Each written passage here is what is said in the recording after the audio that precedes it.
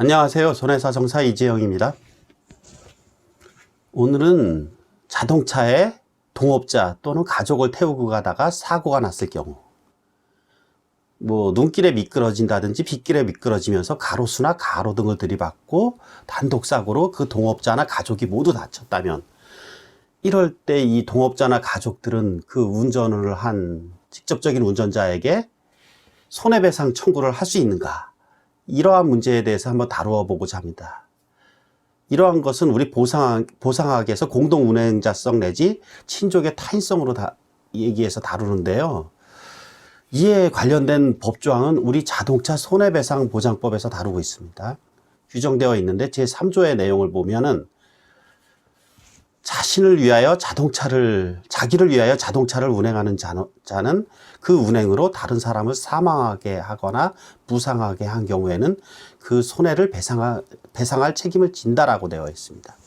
여기서 핵심이 되는 단어는 크게 자기를 위하여 운행하는 자, 다른 사람이란 용어가 나오는데, 핵심은 동업자나 이 가족의 경우에 이 다른 사람으로 인정이 된다면 그 차량을 직접 운행한 주체에게 손해배상 청구를 할 수 있는 것입니다. 그럼 동업자의 경우부터 한번 살펴보겠습니다. 동업자의 경우에는 그 차량에 대한 그 이익이나 그 관리를 직접 하는 주체가 되죠. 이 법적으로 다른 사람으로 인정받기가 어렵습니다. 직접적인 동업자의 경우에는.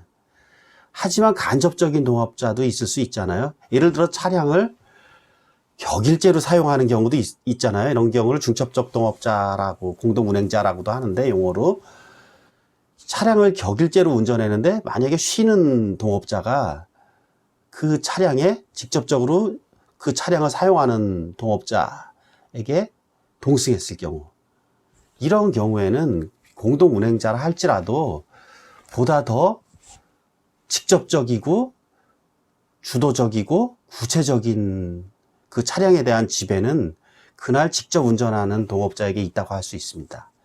이러한 공동운행자들 사이에서도 이러한 경우에는 손해배상 청구를 할 수 있습니다. 공동운행자라 할지라도.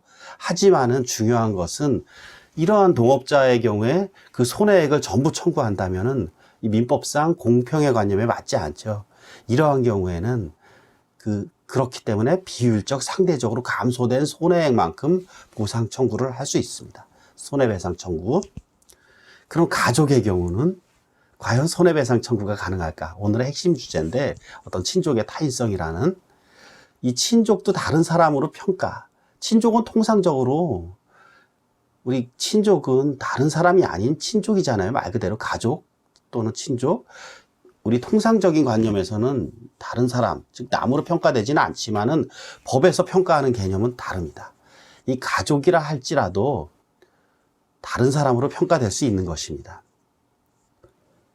다른 사람으로 평가된다면은, 즉 운전한 주체에게 손해배상 청구가 가능한 거죠.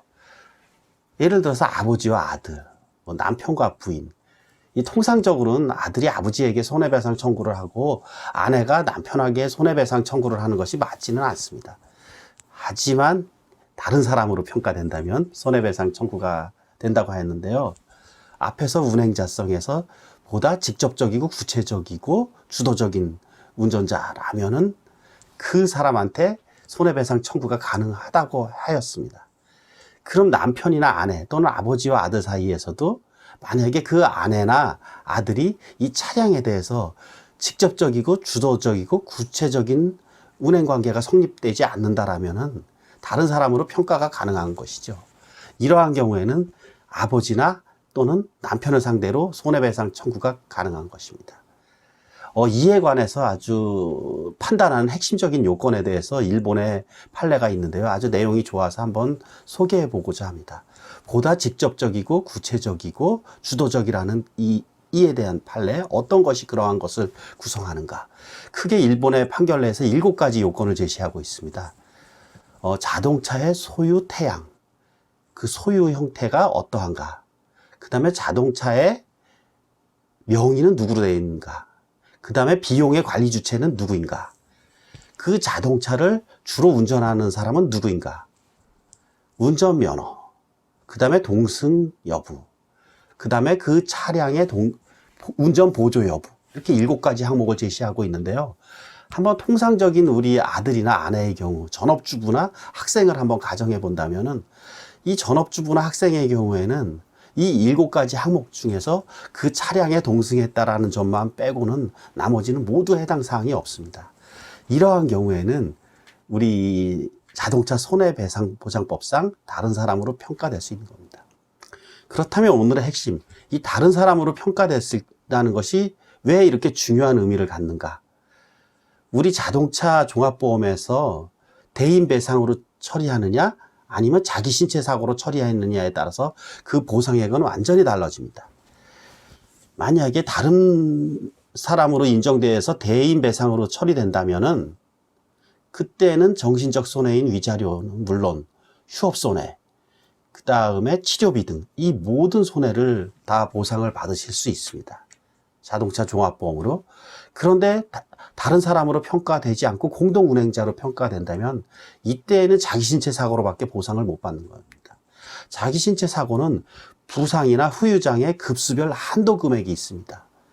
즉 그 한도 금액이라는 제한 때문에 모든 손해를 보상을 받으실 수 없습니다.